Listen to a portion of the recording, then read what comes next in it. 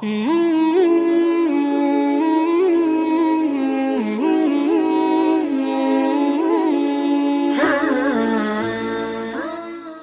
باللہ من الشیطان الرجیم، بسم اللہ الرحمن الرحیم، الحمد لأہلہ والصلاۃ علی اہلہا۔ ایک مرتبہ پھر SNN چینل کے ذریعے نقش حیات پروگرام لے کر آپ کی خدمت میں حاضر ہو رہے ہیں۔ مسلسل کچھ پیغام، کچھ میسیج جس کا تعلق ہماری اور آپ کی زندگی سے ہے، آپ کی خدمت میں پیش کر رہا ہوں۔ ہم سب جانتے ہیں کہ اس وقت کورونا اس کی لہر نہیں بلکہ اس کی سونامی ہے، اور پوری دنیا انسانیت اس درد سے کراہ رہی ہے، اور جو حالات ہیں وہ ناگفتہ بے ہیں۔ ایسے واقعات سامنے آ رہے ہیں کہ انسان لرز رہا ہے، اور جو صورتحال ہے وہ بہت ہی سنگین ہے۔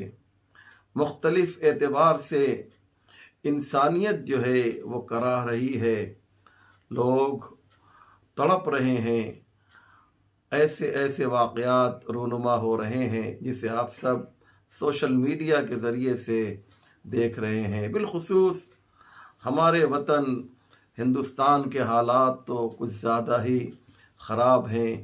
ایسے موقع پر مومنین، ہم سب کی ایک ذمہ داری بنتی ہے کہ جو جس اعتبار سے بھی مدد کر سکتا ہے وہ آگے آئے اور مدد کرے۔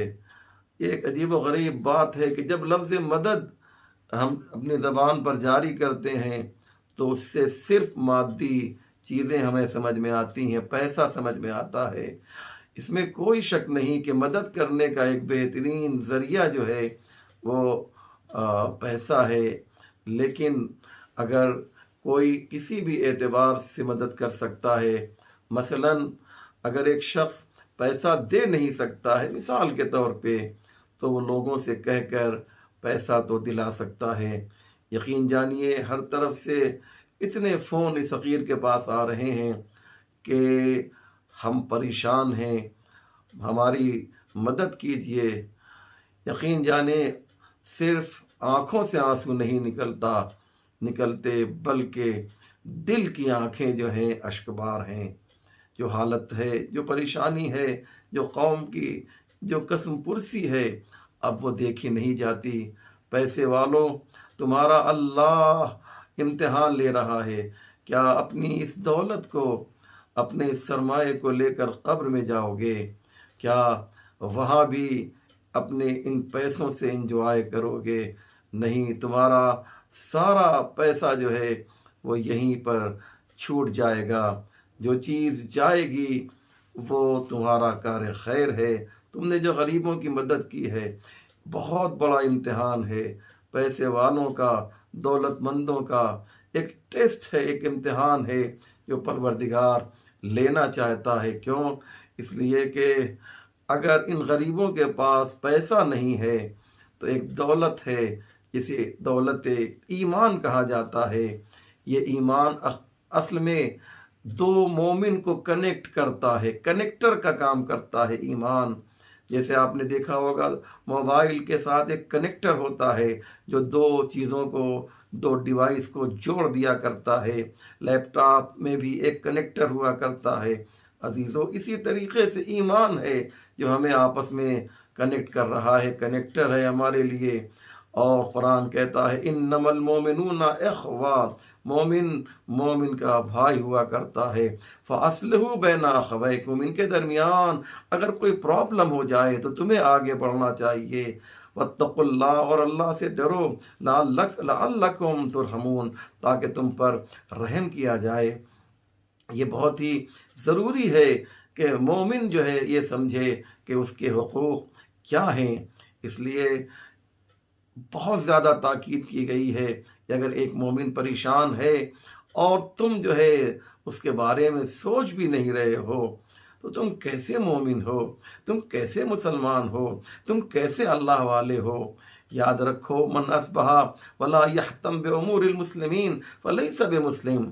اگر تم نے غور و فکر بھی نہیں کیا، سوچا بھی نہیں، اپنے ہی اس میں ہو، اپنے ہی میں ہو، بس اپنے سے آگے، اپنے بچوں سے آگے تمہیں فکر نہیں ہے، تو تم کاہے کے مومن ہو، تم کاہے کے مسلم ہو؟ یاد رکھو، یاد رکھو، یہ موقع ہے، امتحان کا موقع ہے، تمہاری آزمائش کا موقع ہے، اللہ تمہیں ٹیسٹ کرنا چاہتا ہے۔ اے پیسے والوں، اگر تم نے آج بھی مدد نہیں کی تو یاد رکھو، تمہیں ہو سکتا ہے کہ روز قیامت جو ہے تم سے بہت سے سوال کیے جائیں گے، ان میں سے ایک سوال یہ بھی ایڈ ہو جائے کہ ہم نے تو تمہارا امتحان لینا چاہا تھا، پیسے والوں کا امتحان لینا چاہا تھا کہ یہ کیا کرتے ہیں، یہ مدد کرتے ہیں یا نہیں کرتے ہیں۔